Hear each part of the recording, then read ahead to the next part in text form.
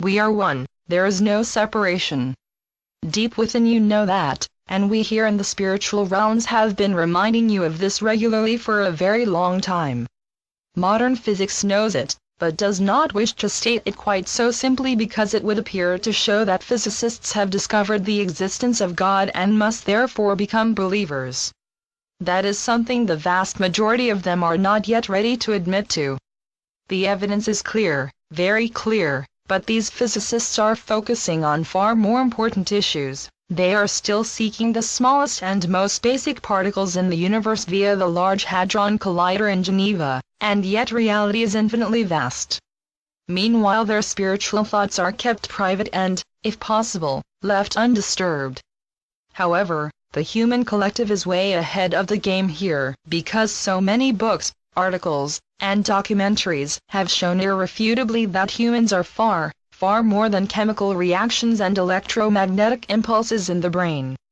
The reality of spirit has been demonstrated again and again, and only those who have chosen to remain in denial of the truth of this refuse to admit it.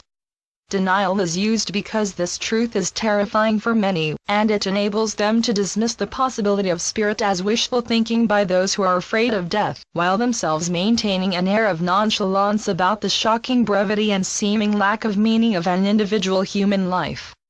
But of course life is never ending, it is eternal, as you well know, and the illusory state of existence you experience as humans on Earth is but a brief dream or nightmare from which you are shortly to awaken. Signs of humanity's awakening are evident all across the world as love, shelter, food, and resettling assistance is offered again and again to immigrants fleeing repressive regimes and war zones. Yes, humanity is most definitely very close to awakening, and nothing and no one can prevent it from happening. You, the light holders and light workers who read this and other channeled messages from the spiritual realms, absolutely know this and are doing essential work in bringing it about. And that work is simply your constant intent to be loving in every moment of your lives. The flood of love that you are creating and extending is, like reality, vast. When doubts arise for you as a result, for instance, of mainstream news reports of the intolerable suffering of so many due to war and other man-made atrocities, or due to extreme weather, fire, earthquakes or volcanic activity, remind yourselves of the work you are doing and of its inevitable success. Then, once more, strengthen your intent to send love to all those on your lovely planet who are in need and who are suffering, because that is the most powerful and effective thing you can do, and it is most powerful because it is the will of God being put into practice by all of you. As I said above, all are one. Therefore helping another is helping yourself. However, the illusion, the realm of the ego, strongly suggests that taking care of the self to the exclusion of others is the only sane way to live, while perhaps offering a certain amount of compassion and charity to others if it does not demand too much of your personal limited resources. The reasoning behind that attitude, apart from a strong belief in the reality of the illusion, is the fear of scarcity, that is separation, and the ensuing lack of love experienced in that state.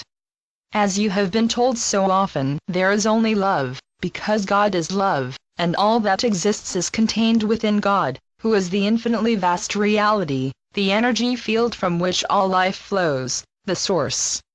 So each and every sentient being is the same as God, just as every individual drop of water anywhere on the planet is identical to all the rivers, lakes, and oceans combined. There is no difference between them.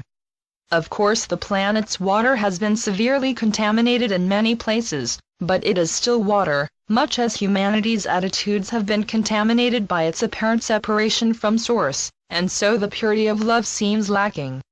As guardians of planet Earth, humanity is responsible for cleaning up the damage it has caused and restoring it to its natural state. More and more of you are becoming aware of this grave responsibility and are taking steps to do so. That is love in action.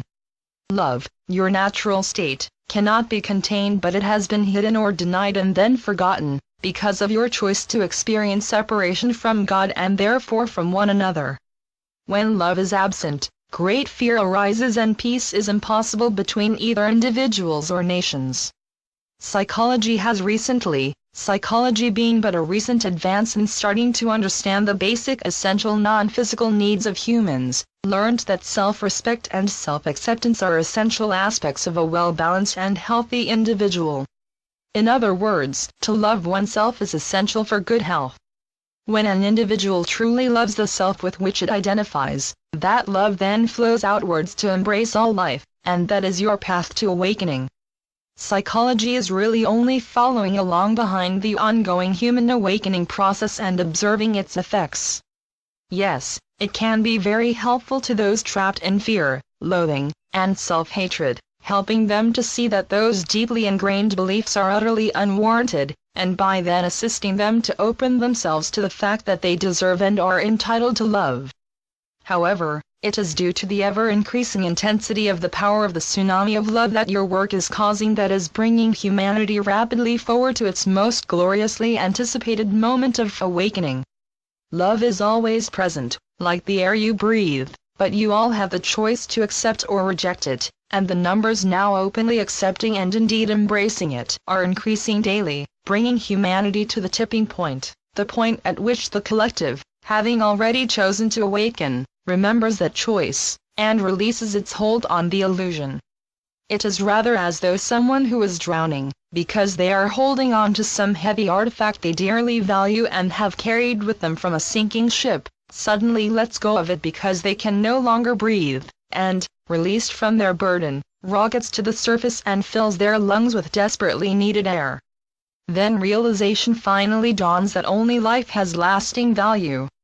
Rejoice therefore in the knowledge that the life force that powers your human vehicles is love, that it is indeed eternal, and that it can never be snuffed out.